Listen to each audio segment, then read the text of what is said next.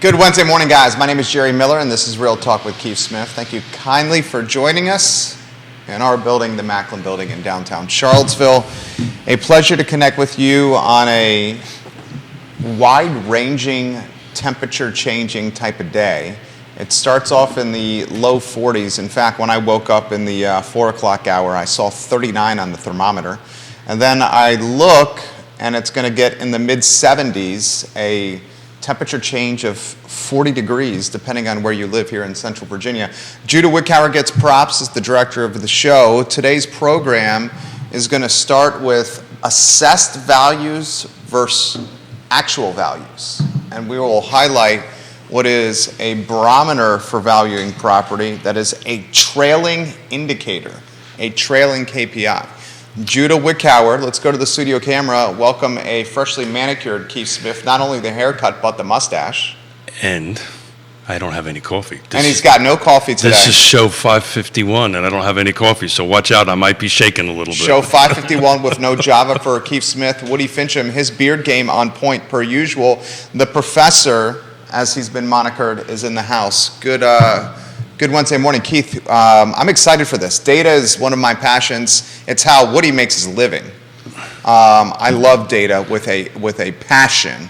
Where do you want to start? I first want to apologize to Judah because he got dumped 21 slides this morning that he needs to go with. Actually, I want to start with, if you don't mind putting up slide 19. So this is Charlottesville. I was asked by the mayor yesterday, Mayor Lloyd Snook, right down the hall, which is an honor in itself, to give him some information about Charlottesville, and specifically he was looking for quarter over quarter for 2023. And he wanted to take a look at what the list price was versus the sales price.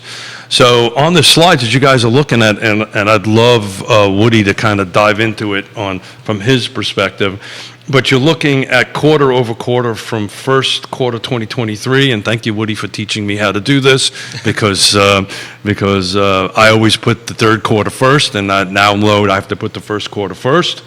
But if you take a look at it, the percentages are pretty tight, right? First quarter, second quarter was 1%. The last quarter was a pretty big jump. There's about 3.5% the sales price versus the list price. But at the second half of those slides is the percentage of cash sales.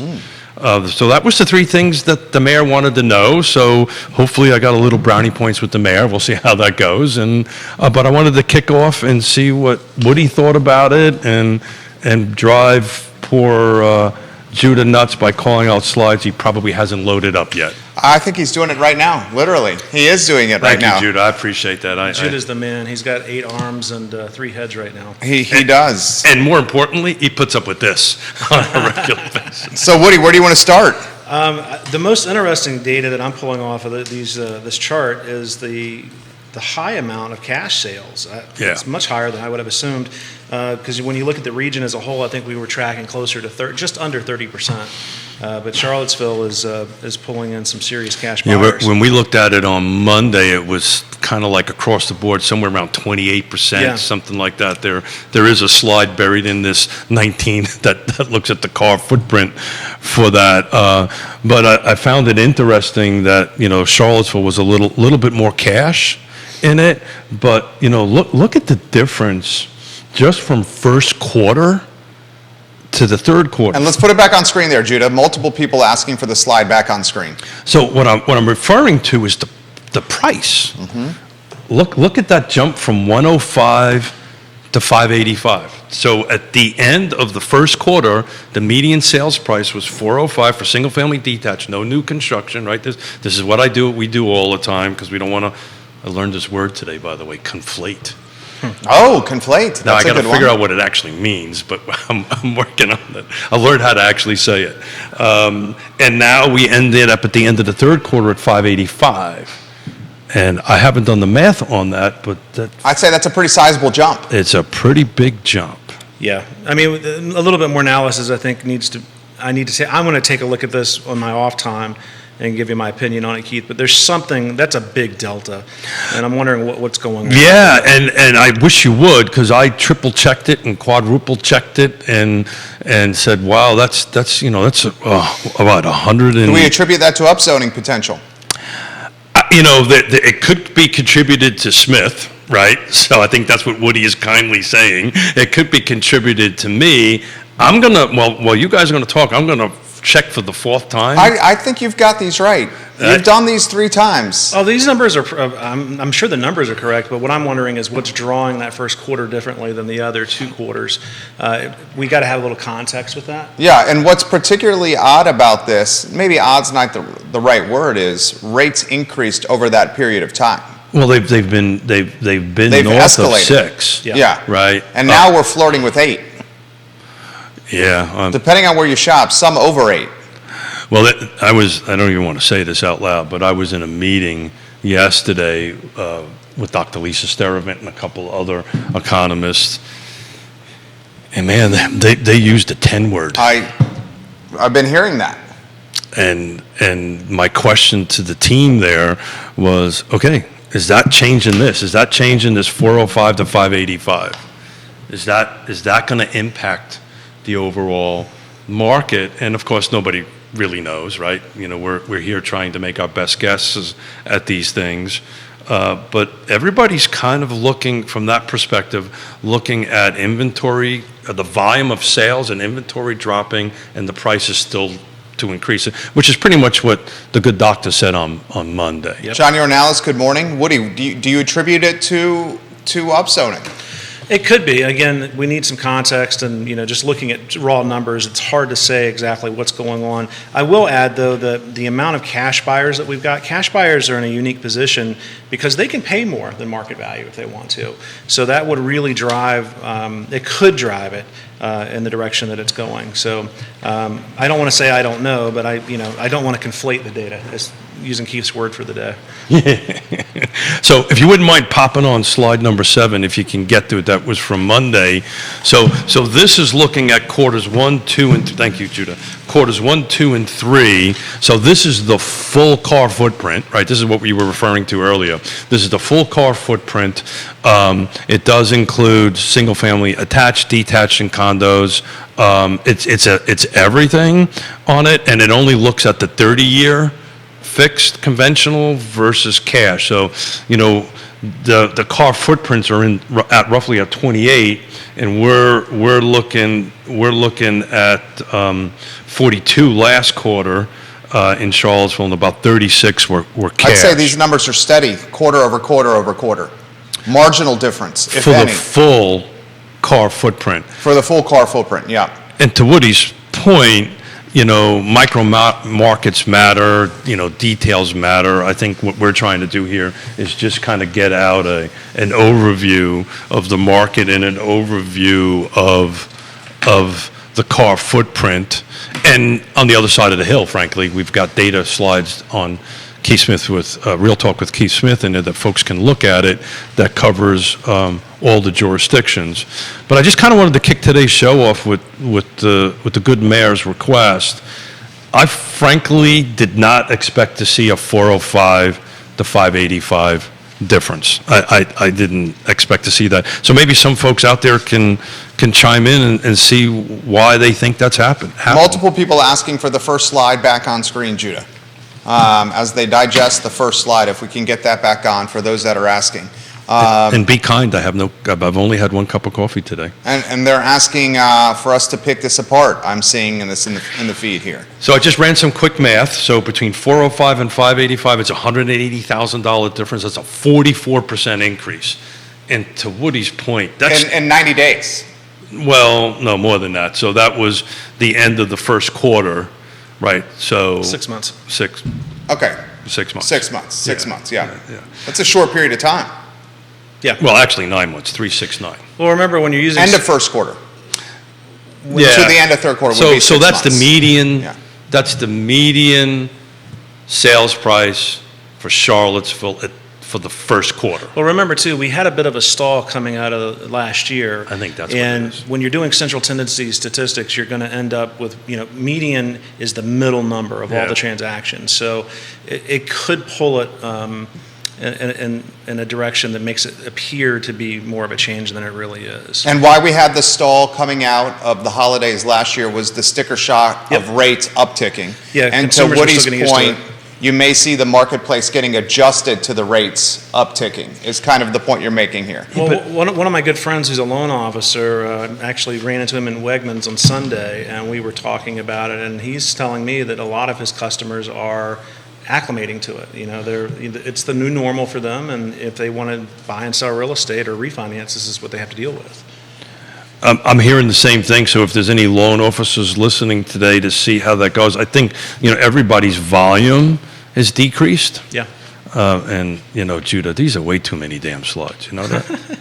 Have you figured that out yet, Judah? There's a fair amount of slides right there. Yeah, well, you did your research. I did my homework, it's for days. Slide number 2, right? So slide number 2 is the single-family detached, no new construction. This is the car footprint, so this does not include the other side of the hill. So what that is the median sales price, and to Woody's point, that I think now we need to start looking at averages, but versus the 30-year mortgage. So, you would think, I've overlaid the trend line for the 30-year mortgage on that. You would think that in the third quarter of 2023, the price would actually be down a little bit versus where we're at 7. At that point, it was 7.31% at the end. And why do you attribute that? Because the rates escalated? I think Woody's spot on. I think people are getting used to it. People are getting used to maybe this is the new normal, and as the good doctor said, people are buying and selling. We have clients we're helping, and there's life things that are going on, and that's a majority of what's going on now, that folks have to move, right? And there's a little bit of this kind of resettling at this Zoom work from home thing, right? Some folks have to come back. So I just think there's a whole market kind of shift on it. But one would think, and fellas jump in, one would think that as the interest rate went up, sales price would kind of get a little flatter. But I'm not seeing that. Comments coming in. Woody, you want to touch that? Yeah, traditional theory would tell you that when your purchasing power is diminished the way that because we've effectively doubled over the last 18 months, and you would think that the reaction in the market would be to almost come to a standstill, but it's not been the case. So I would have never thought from a theoretical perspective that we would be where we are right now, but life continues. Babies are still being born, divorces happen, people need to send their kids to college, so people are cashing out money, and they're buying and selling real estate. So that's where I think if we take a look at that slide number 2 and take a look at that third quarter, there's a third of the buyers, and I'm just rounding the numbers up a little bit depending on the jurisdiction, right? It's 28% across the board, but let's just make it a simple math example. A third of them are cash. I think that's what's impacting that line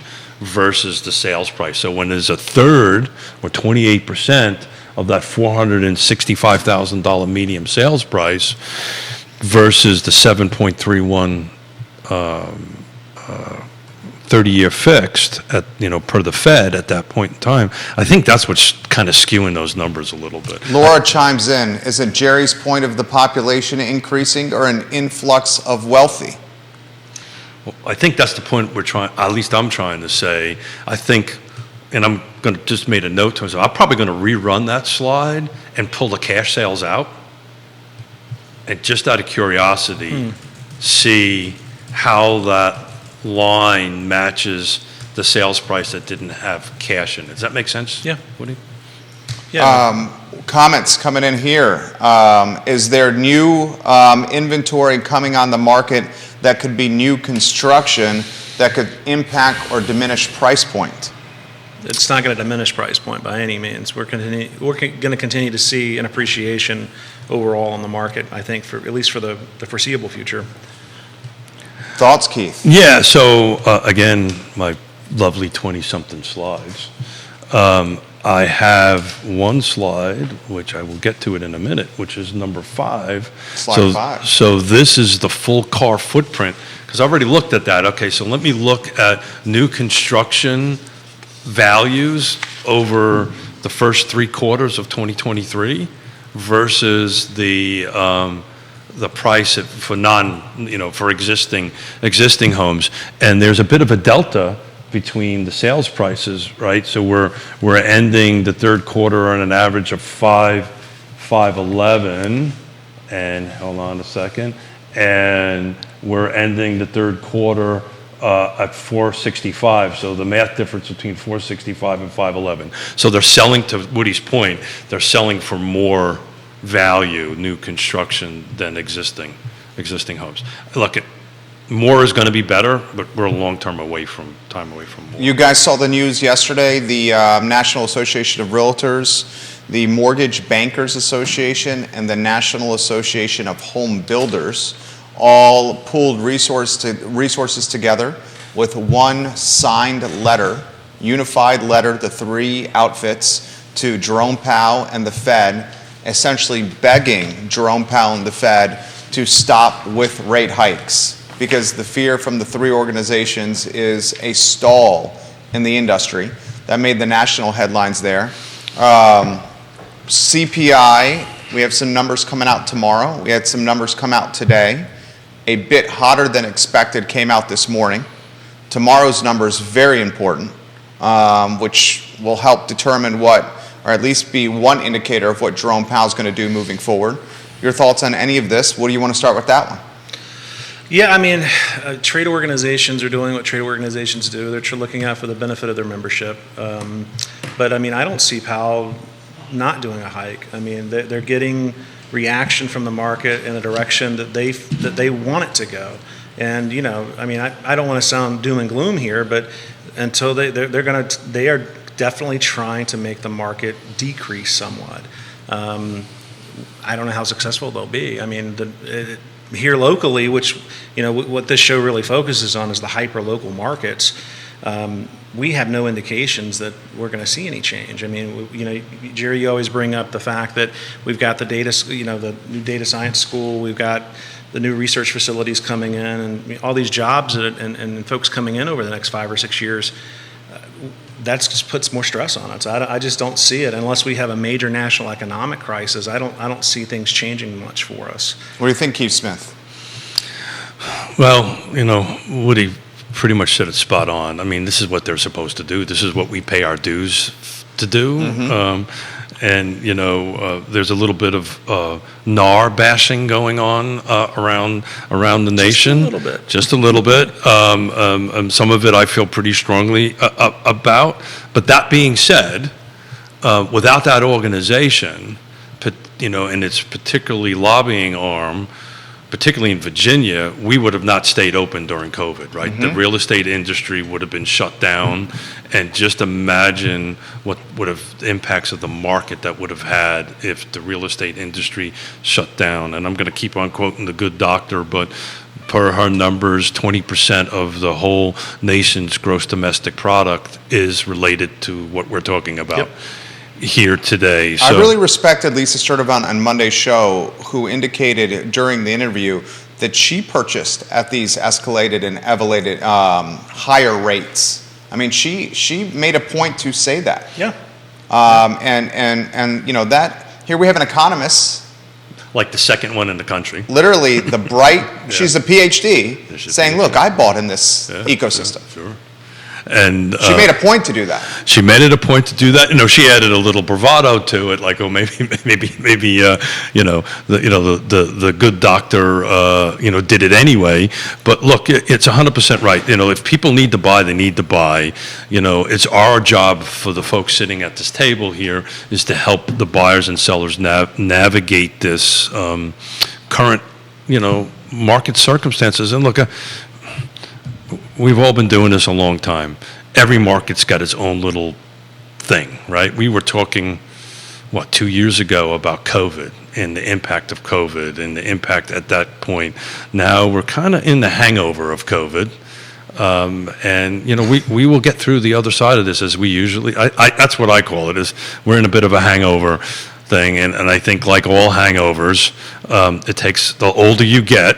You call this a COVID hangover? Terry Farr giving Woody Fincham some props in Las Vegas, Nevada right now. He's one of the professors at UNLV in the real estate department. Terry's a good guy. He's watching the program as we speak. Do you call this a COVID hangover? I've never heard that term before. I was just chuckling at it because I think it's apropos. No one would have ever anticipated COVID to do what it did to the real estate market. I mean, it put it on steroids. The artificially low rates that we had. It was just a perfect storm, to borrow a bad George Clooney movie. I can't disagree. That wasn't a good movie, right? I didn't mind that movie. I mean, they all died. I mean, anything Not with to Marky, be a spoiler. anything with Marky Mark in it, I'm just kind of like, Mark Wahlberg was in that. He was George's right-hand person. Yep. He's 100% right. It's kind of like the Titanic. You knew how it was going to end. Very true. So I think when I refer to it, and actually my better 7/8 said, I wish you wouldn't call it a hangover, but that's how it feels, and it feels like it's a COVID 3% hangover, and those of us who are north of 6-0, hangovers take a lot longer to recover from. Oh, you're talking 60 years old. Yeah. Or a 6-point interest rate. No, 60 years old. no. Would be an age thing I was referring to, right? The when you were younger, you were able to recover from a hangover a lot faster than you can at the age of 60. And when you get to an age of 60 plus, you actually get smart enough not to even get one. So, and I think that's what's going on. To just put it as an analogy, we're kind of going through this hangover and relearning things and ending up with a bit of a new reality. I meant to ask the Lisa this the other day, on Monday, but if you take a look at the HUD average over since 1972, it's 7.1%, right. The 30-year mortgage. So we're above the norm, the average anyway. I just don't see this interest rate going much below 5 anytime soon. Terry Farr says, thank you for the kudos, Woody Fincham. Professor Farr in Las Vegas, what's your take on this? Do you see, sir, the rates dropping anytime soon? Do you see us hitting 10%? Do you see the presidential election impacting or changing things? We're a year away from what could be one of the most, how would you characterize the presidential election that's on the horizon, Woody Fincham? Completely nuts. Yeah? I don't like talking politics one way or the other. I'm one of those guys that if you're very liberal, you think I'm a conservative, or if you're very conservative, you think I'm a liberal. So you're in the center? Sort of in the center. Yeah. It's going to be an interesting year, that's for sure. So are we in this ecosystem through 2024 and into 2025? Professor Farr says, I was cautiously optimistic due to the election, but no, I do not see rates dropping anytime soon. That's from an insider right there. Keith Smith, jump in. Yeah, so I've said this before. I think as far as housing goes, the national politics or the federal side of things, and maybe the good professor will disagree with me. We have now an econ professor at UVA watching the program. Both of these professors might disagree with me, but it's been my experience that the federal level doesn't really have a huge impact on housing. It's generally the state and the local levels that have the most impact, and those are the races that I think everybody should be watching closely. I know I am, and I don't know who coined this term, but all politics are local, and you need to go ahead and keep a track on it. The state levels are the folks that are really going to try to impact this. In theory, the Fed is an independent body; it runs separately of everything else, but you really should be keeping whatever state you're watching or listening to this on, your local state and elections coming up. This question's coming from Grayson. So how long is this market going to be this market? That's what we're talking about right now. Do we clear 2024 and sprint into the spring market of 2025 in this scenario? I mean, there's no indication that the market's going to have any big swing anytime soon. I think we're going to continue trucking along the way we have over the last year. And again, unless something major happens in the economy, What about the world? Well, I mean, that affects our economy Yeah. for sure. I mean, hopefully we continue to keep things kind of status quo as far as our social issues and all, political issues here in our country. But yeah, I mean, a major conflict overseas could definitely affect it. It looks like we're in the middle of one. So, look, I've said on the show multiple times, this is a 5-10 year correction. The good doctor said a generation before it gets corrected. I don't think it's that long, but I think once interest rates start dropping, I think you're going to start seeing inventory pick back up again. I'm just looking at what came on the market in the last 7 days. I've been tracking it. We're at 64 in our car footprint. I can tell you the last several weeks that was in the 80s, so it just dropped down to 64. I think a lot of that is the holiday season, the winter season, I think is settled in a lot sooner than normal, and I think everybody's in a hurry up and wait mode on it. But Z's coming, millennials coming, data science is coming, unless inventory. We haven't mentioned the $11 billion from Amazon. Katie Pearl, welcome to the show. Hey, Vanessa Katie. Parkhill, Dr. John Shabe, Chad Wood, James Wasson, Georgia Gilmer, all watching the program. James Travis is Hackworth. watching from England. Travis Hackworth watching in Danville right now. A lot to cover on the program right now. How about this comment that is coming the feed? Is this going to drive more demand to the rental markets locally in Charlottesville and Central Virginia? Woody, do you want to start with that one? That's a very good question right there from Spencer. Well, I mean, it really comes down to what people need to do. I think we're going to continue to see more stress on the rental market, meaning, rent's going to go up, particularly if we can't build more homes. I mean, folks that are coming here for new jobs and things of that nature, they've got to live somewhere. And if they can't buy, they're going to rent because they have to be here. I mean, I've got several friends that work at some of the GSEs like Fannie and Freddie on the appraisal side, and they all live somewhere else, but all own real estate and right around the campuses for both of those entities up in Northern Virginia. And so they'll come in and stay for a while and do that. Will we see that kind of transient housing here? Probably not. We don't have the supply for it, but. We don't have enough to meet the demand, and with more students coming in, we talked about midterm rentals and short-term rentals, on Monday, which I got a couple of phone calls about midterm rentals. Really? Because I guess because I brought it up, but students revenue much better than normal long-term leases. So, if the landlords and investors start going in that direction, it takes even more viable single-family housing off the market. The response for Keith seems like rental price points are upticking. Yeah, so thank you, Spencer. Thank you, Spencer. I haven't had a chance to dig into that.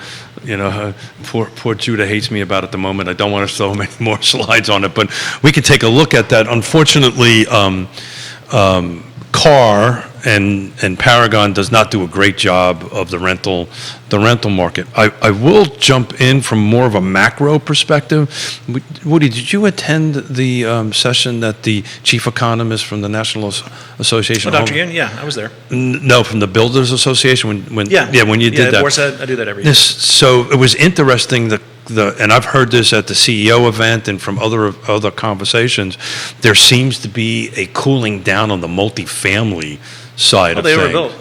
So you want to take a dive into that? I mean, for a second? nationally, it's been a problem. Here locally, I don't think we've got enough. No, we do not have enough. Well, we don't have enough, but I think this interest rate that Powell's, they're going to bump it. I'm confident of it. It impacts that drastically. Sure. That market drastically. Well, let's be specific here. It impacts new construction in multifamily. It does not impact existing in multifamily. Existing in multifamily that's already built will see values escalate. Got it. New construction will be impacted because debt service becomes more expensive. So I'm looking at a growth, how are we going my thinking is talking about is how we're going to grow beyond this existing inventory, right? And the multifamily side of things, I think locally you're going to start seeing the brakes getting hit, because unless these are folks that are doing new projects that are cash, which is usually not the case. Right.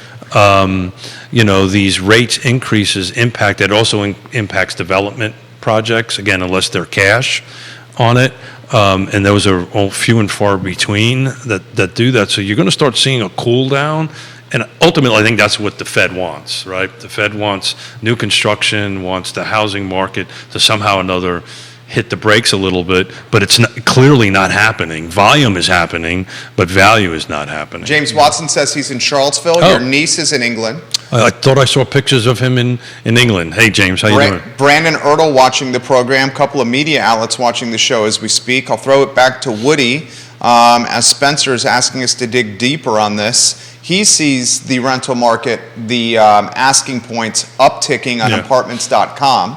And he's seeing the inventory available for rent on this particular website diminishing in options. Yeah. So he's percolating and he's asking for the panel's opinion on this, that the demand for rentals is upticking here locally, and it could have an adverse effect of what's doing with the for sale market. Oh, 1,000%. I mean, the two things are interrelated. You can find correlation there all day long. When people are going to come moving into a market like this, like when my wife and I moved here when I was became the deputy assessor in Albemarle, we rented a piece of property for 3 years before we bought. We weren't sure if Charlottesville was going to be a destination that I would spend the rest of my career at. Thank you for making that decision to stay here. We love Charlottesville. We do like Woody. And decided to buy, and that helped. But that's where folks coming in for these new jobs are going to probably start, is rental markets. If you've got your kids enrolled somewhere, you may want to spend the first year here, kind of as a remote, working away from your family and then moving your family here when you can.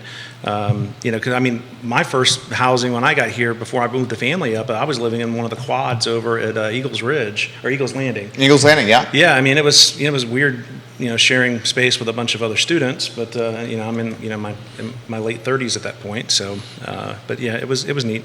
Michael Coyle watching in Lafayette Hill, Pennsylvania right now of the Coyle Group. The appraisers watch the program when the Professor Woody Fincham is on the show as we speak.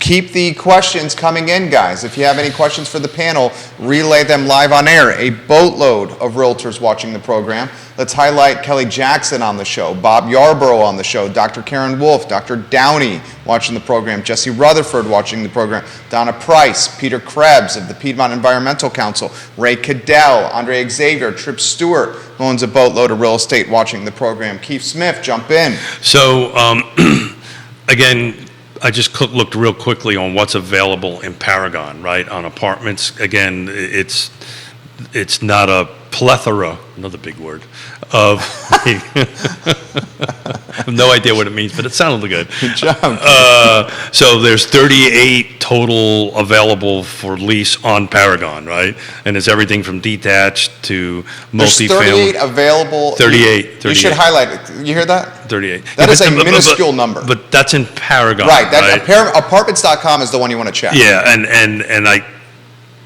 don't have quick access to that, so I just wanted to do some quick access. I can give it a little whirl. But what I wanted to bring up is that there's 38 if you were in Paragon and if you were going to use a real estate professional to help in the city of Charlottesville.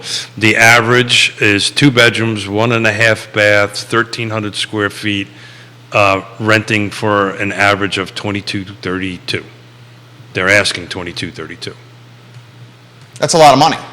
2-bed. 1.5 baths. This is the average, right? I'm just looking up what Paragon aggregates for me quickly, and just reading it raw right off the sheet here. The viewers and listeners are sharing links to rentals in the market with dozens of them over $3,000 per month. Yeah, I can see that. In the Charlottesville metro area, over $3,000 a month. Yeah, and unfortunately, and we'll have to kind of figure out a way to do this for another show. It's just difficult to aggregate that. It's kind of like having the commercial conversation, right? There's no singular location like residential sales have on, ooh, his eyes just popped up. I mean, it's flowing. It's flowing right now. So it's much like commercial, right? You know, some of it is closely held listings and sales, and some of them are at arm's length, some of them are not on commercial. So as far as rentals go, it's difficult to aggregate that all in there. And I'm seeing Woody looking at apartments.com.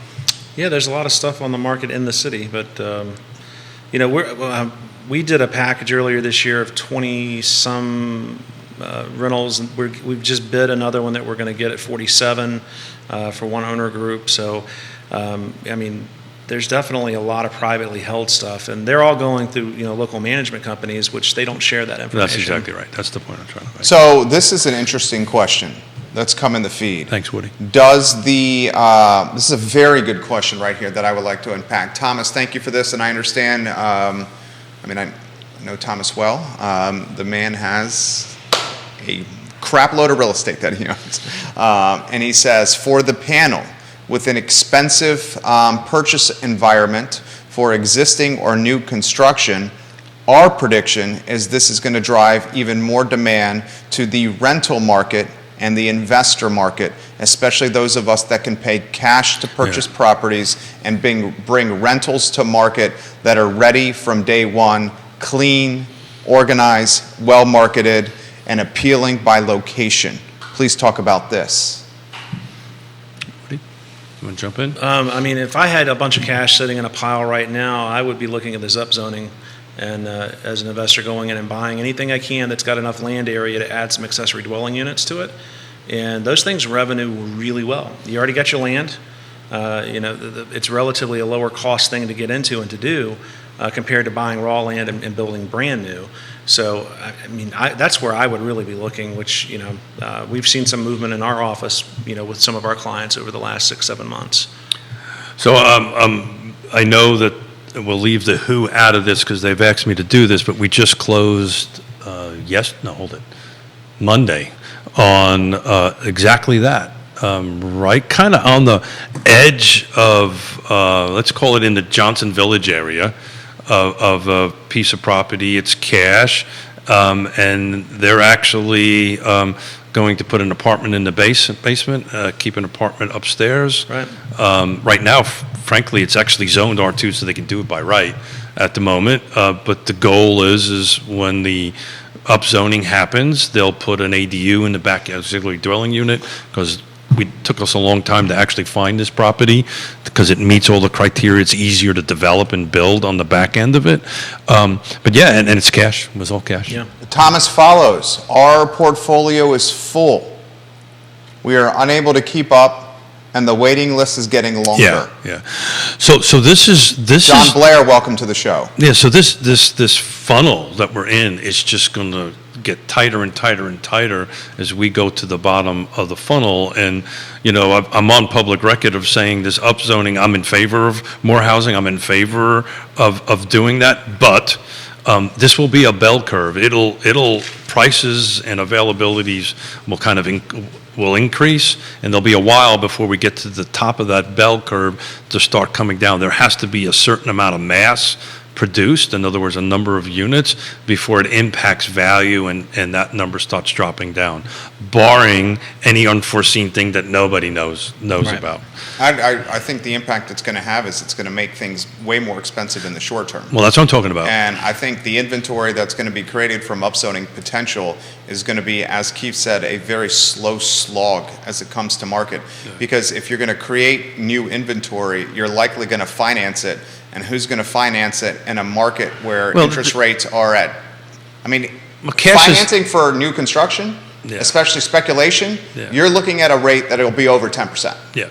It's generally 1 to 2 points over prime. Right. I borrowed enough of it in my life. So you're talking over 10% there. Yeah. So the cash, cash is king. The folks that have the ability to buy cash are going to do it. The bell curve, there's going to be 2 bell curves, I think. Bell curve 1 is going to be valuations or sales price. It's going to increase rapidly. The smaller bell curve is actually going to be inventory, the impact of the inventory. That's not going to run parallel the bell curve of inventory versus the bell curve of price. But there's some undetermined period of time. Eventually, they're going to catch up and then start coming down. Kate Schartz, the Queen of Ivy, watching the program. Lauren and Keswick watching the program. Spencer Pushard, hello. Marquise Johnson, Bellamy Brown, Mozzie of Real Estate 3, welcome to the program. Josh Tracy of Real Estate 3, welcome to the program. Mark McKinney of the Crozet Advisory Committee, welcome to the program. Juan Sarmiento, welcome to the show. Atlanta's in the house through Cicely Gay on the program right now. That's one of my alum from high school. Giving Woody Fincham some props. Ladies and gentlemen, if there's a topic you want us to cover, put it in the feed. We will relay it live on air. Multiple people have been taken aback by the 10% number that Keith threw out earlier today. You want to go down that road? Yeah, it's... He's talking 10% on a 30 fix with potentially good credit, ladies and gentlemen. And I'm stuttering because, but there are discussions out there that there could climb to 10%. We brought this up, oh my God, 6 or 9 months ago, if I remember correctly, that, there is a possibility of that. And I think we had a discussion about, well, if it goes to 10%, will that negatively impact the market? Look, I think a lot has to happen before we go to 10%. I think we're going to hit 8%. I don't know, Jerry, if any... We're at it. We're pretty much there. Yeah. I don't know if any mortgage brokers are watching. Michael Buchensky, jump in. Yeah. So I don't know if the current 30-year mortgage rate has already baked in the next projected increase from the Fed. Have they baked that into the market? If that's the case, then we might be hovering around 8% plus or minus for the rest of the year. It's just my guess at this point. If it hasn't, we run the risk of going north. 2 years ago, I had a conversation with a president of the bank and said, watch out, 9%'s coming. And he was right. It was a she. She was right. And I poo-pooed it at the time and was along the lines of everybody else, it'll never go above 4%. Well, I was wrong. So, a lot of this is crystal ball stuff, which we should break out. Well, it's clear, and we can't see into the future. It would appear that Jerome Powell wants to keep rates elevated for an extended period of time to make sure that he truly squashes this and not make the mistake of previous Fed chairs where they've ripped the Band-Aid off too soon, which led to more inflation or persisting inflation. Yeah, so historically, they put the Band-Aid on too late, right? And then rip it off too soon. They rip it off too soon. Right. Yeah. And that doesn't eradicate or alleviate the inflationary pressures. So the couple of professors that are watching, and if they can think about this, it would be great. One of the conversations we had with Lisa on Monday was from my perspective, this kind of feels like a 1980s real estate market a little bit, and I'm just curious how they read on that. A lot of folks are making that call where home values did not drop, they escalated. Yeah, but in not the a 80s. lot, not a big percentage. They escalated, and they're comparing it to the 80s as opposed to 2008, where we had a glut of inventory and values actually dropped. Yeah, if as one who lived through the 80s and bought their first home in the 80s, it feels more like that to me than anything. What do you think, Woody Fincham? I'd offer some perspective, but I was still playing with G.I. Joes in the 1980s. Looking back, what I know about the period. I think I just got cold old. At the end of the 80s, the S&L crisis happened. So we reacted probably in not a great fashion as a country as a whole. The creation of licensure in the appraisal field was a result of how badly the savings and loans. I did not know that. Yeah, and we became 1991 is when we started doing licensing nationally. Really? So it was a result of S&L because you'd have folks like loan officers at the bank would go out, take a Polaroid picture of a building, and then write a value on the back of it, and that was the appraisal. It wasn't not a lot of good diligence going on then. And I thought 2004, 5, and 6 was bad. I did not know that. All I was thankful to get 18% for a mortgage and close on a house. How I got there, I couldn't give her a Well, darn. yeah, the market always reacts. It was interesting to read about how many people were holding back, the sellers were holding back seconds, and people taking assumptions on mortgages and things I think like that's that. coming back. It very well may. I talked to, and I believe he's watching the program right now, won't utilize his name, he is, about assumable mortgages. And assumable mortgages are a tricky position for the mortgage broker because there's not a ton of revenue to be made in an assumable mortgage for said broker. And if the assumable mortgage does not go according to plan, the transaction, the broker then has to decide, is this little profit that's on the table worth it if this deal implodes? And the second part of that is most of your loan documents won't allow it.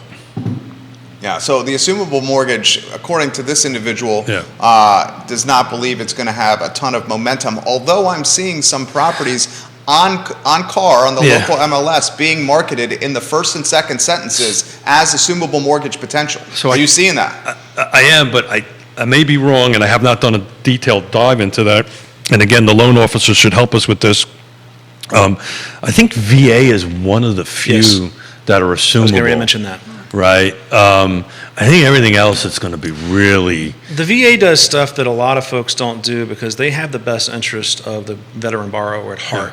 I've been a VA panel appraisal for many years, and I know the chief appraiser, Jim Heslett, great guy, old sergeant from the Marine Corps, guy, just a great guy. But must be really awesome. Anytime you talk to him, it's always about putting that veteran borrower first. Yeah. And assumptions allow someone in a position where they need to unload the piece of real estate to get it over to someone who can continue to have a productive note. And I was smiling a little bit when you said I noticed that about the mortgage companies not making enough money. I mean, good God! I mean, they have a license to print money most of the time. So I mean, your profit range is going to be a little bit lower on something like that. But in the end, I've not seen any bad data saying that they're hurting for revenue right now. And particularly the big banks. Yes. Yeah. I think the and it was interesting because a lot. Dr. Lisa Steravant, Yoon, and a couple other economists I'm talking to, this interest rate increase might be most impactful on the community banks. Oh, there's no doubt about it. Well, I have several community bank clients right now, and they are a desert for work right now, except for the few that are still doing a few pre-construction things, and then people using commercial lines of credit through their local bank to take care of consolidating debt and things like that. I mean, it's no doubt it's going to impact the community banks. Correct, and the conversation was an interesting conversation. This was in D.C. around a cocktail that some of these bigger banks again, this is cocktail talk around a bar, got kind of a heads up that interest rates were going to get raised because they had regulators in their offices on a regular basis, whereas the community banks didn't, and I think some of them got caught with their proverbial pants when these interest rates started jerking, going up. So we shall see, but it was an interesting conversation to say the least. This question's come in.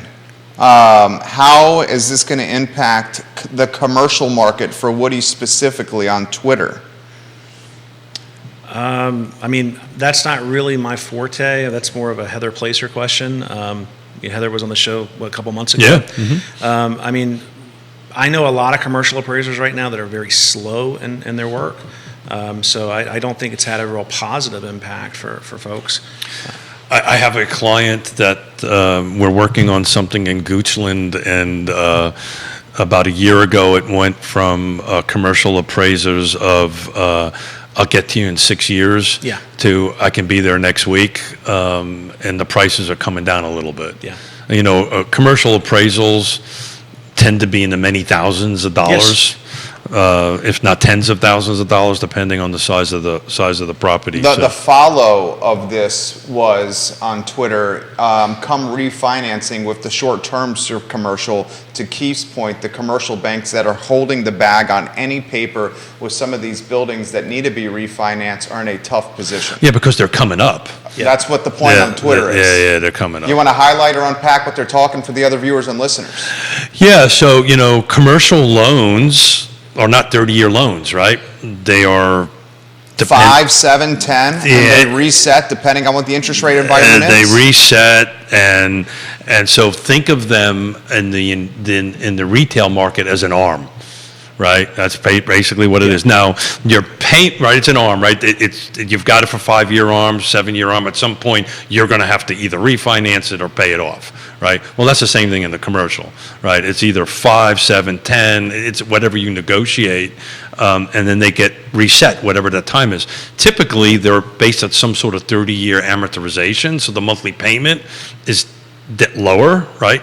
It's not a 7-year amortization. It's typically a 30-year, but they get reset. And as these things start coming up, that's why people in the commercial business that I'm talking to are getting nervous, because some of these that got refinanced when it was 2%, right?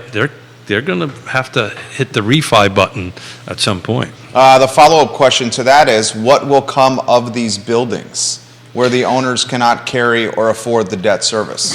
A lot of commercial debt is held by the smaller institutions. They're holding the paper.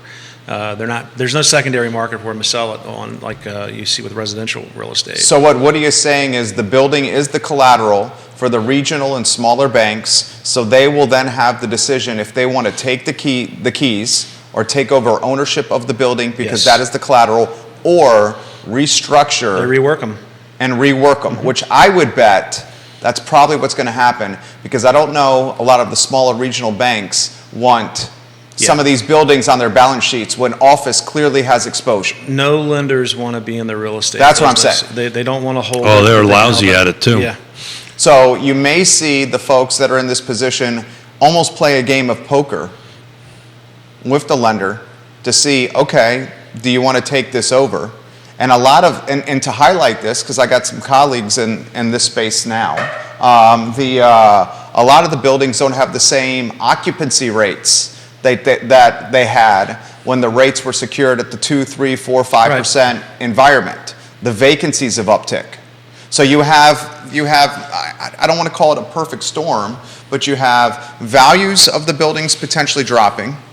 At the same time, vacancies have upticked. At the same time, debt service is becoming more expensive because the rates on said debt service are increasing. That's why this timing is everything, and that's why this conversation that the Albemarle County Board of Supervisors are having with this developer incentive program, which I'm moderating. The low-hanging fruit is starting to look at these commercial zonings to see if they can allow residential in it.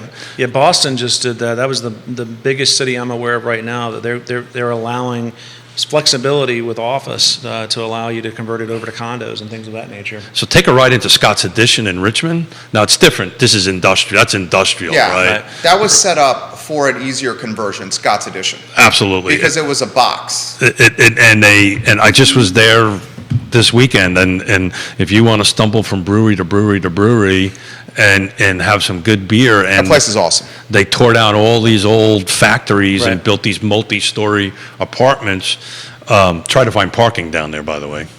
The good news is our daughter lives about a mile and a half away, so we walked. You guys walked? We walked over. So real quick, back on the assumable question. So I just took a quick look at the car footprint, single-family detached, no new construction, in all the jurisdictions. This roughly was 1,800 sales year to date. Only 144 of them were VA. So that the number of that can actually do that is pretty low. So you're basically saying that the assumable is not really going to drive the needle. That's what you're saying. No, but Jerry, again, to steal our wonderful... Silver buckshot, silver bullet. There you go. Yeah. So it didn't... Anything helps is what you're saying. Well, it wasn't a silver bullet that got us here. It was a silver buckshot, right? There was multiple things. I'd say COVID was a silver bullet. Well, yeah, but there was all different pieces of that in it that kind of caused it to go up. You know, the fact that it takes 6 years to get a development approved, right? You know, there's all kinds of different pieces of the silver buckshot that got us here. It's going to take the same thing to get us out. So any individual item will help the whole, in my opinion. So what are the silver buckshots we have? We have upzoning. We have local government eradicating red tape, or at least trying to. We have assumable mortgages. We have You're going to have a small amount of foreclosures come into the market. small amount of foreclosures. I think you're going to see the mom and pop, small number rentals kind of get into the market of selling their homes and moving on it. I know I'm in discussions with some folks putting homes on the market that are doing that because they just don't want to deal with it's costing them too much money for replacements and so forth and so on. So that's going to happen. It's just going to be a lot of little things that will take a long time to move that needle forward. How about the policing of the short-term rentals? You know,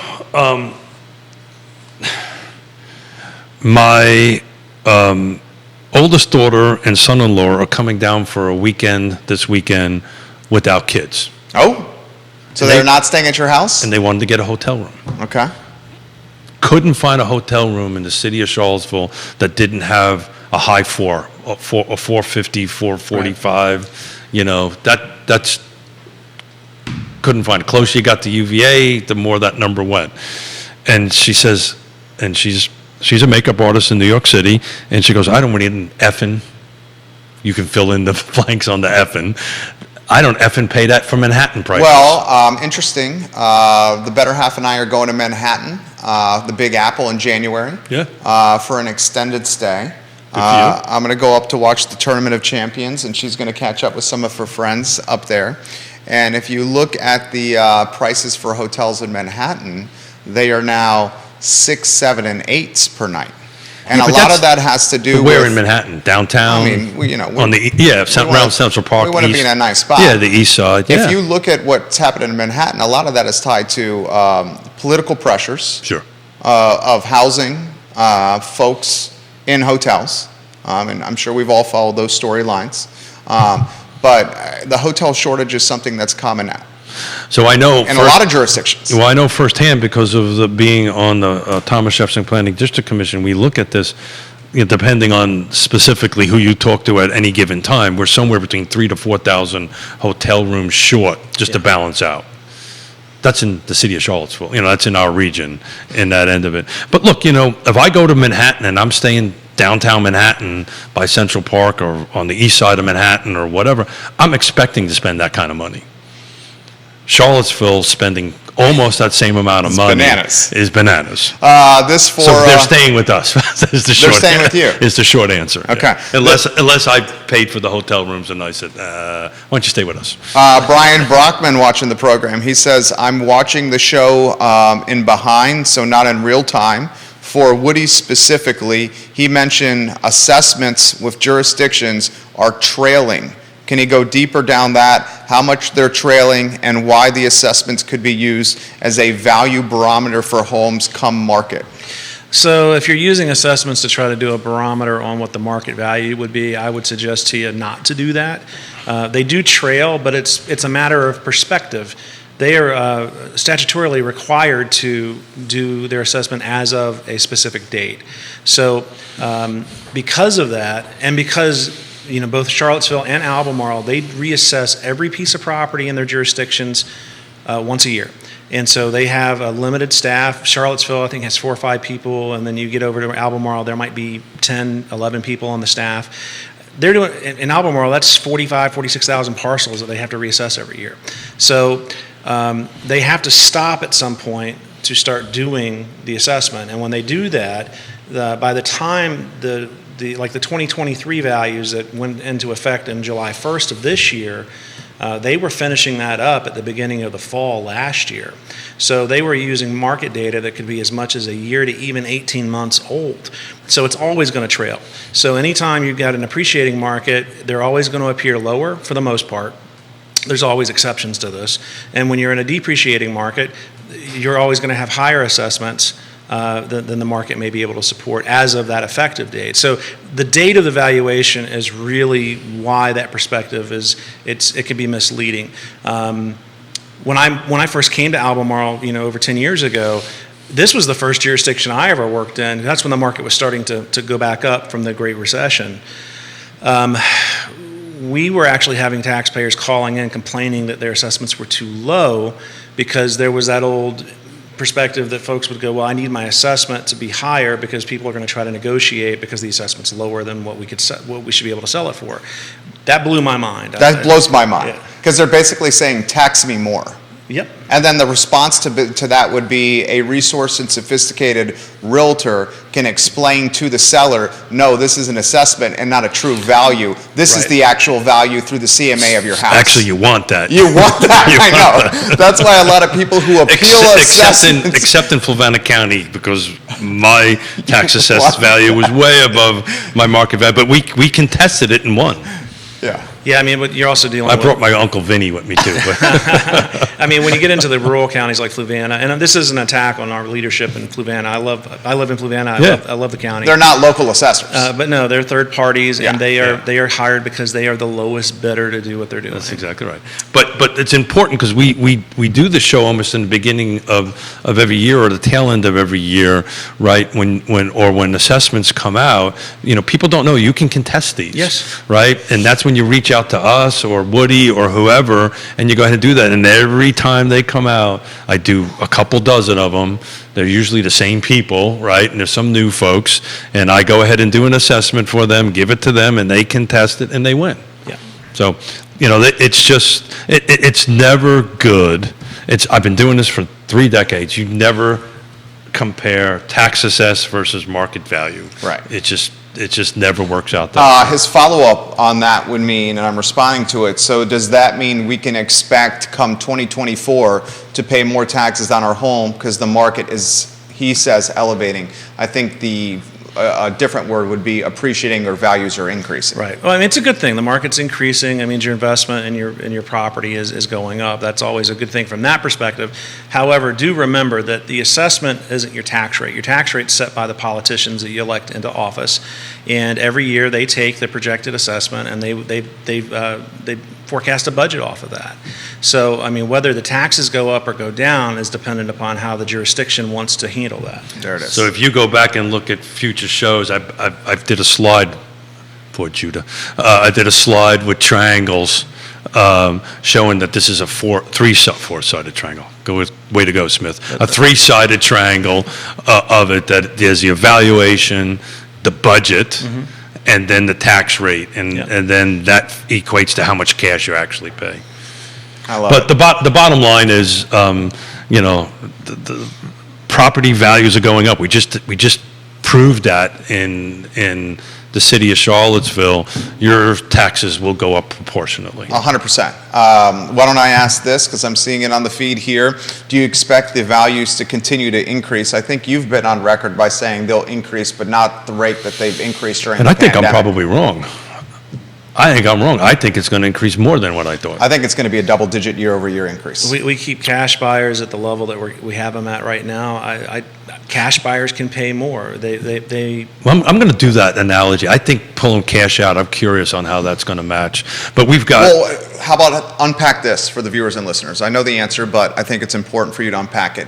Cash buyers at the rate that they're buying now, why that's going to potentially lead to greater valuation increases year over year. Explain that to them. Well, the market's very reactive. So consumers will see a property in their subdivision go for higher than anything they've ever seen or that they thought might be possible right now, even by a little margin. Then that becomes the, what's the word I'm looking barometer, for? the comp, the benchmark, the expectation. Everybody's like, hey, you can use, that's the new normal now. We can sell it for more. I mean, I just did a pre-listing consultation for an agent. You should talk how that works a little bit. Yeah, sure. But, there was one sale in that subdivision. We actually did the appraisal on it. It sold for $50,000, and this was 2 years ago, higher than it should have. At that time. Yeah, and because there was an appraisal gap contingency, so they decided to overpay for it. Nothing in that subdivision has closed at that amount since. But when potential listings are being looked at by consumers, and the agents are coming out, and they're like, all the consumers are going, well, that sale sold for this much, so that means my property's worth more. It's like it doesn't work that way really, particularly as the market's now. Consumers are starting to look at things a little more discerning than they were even a year ago.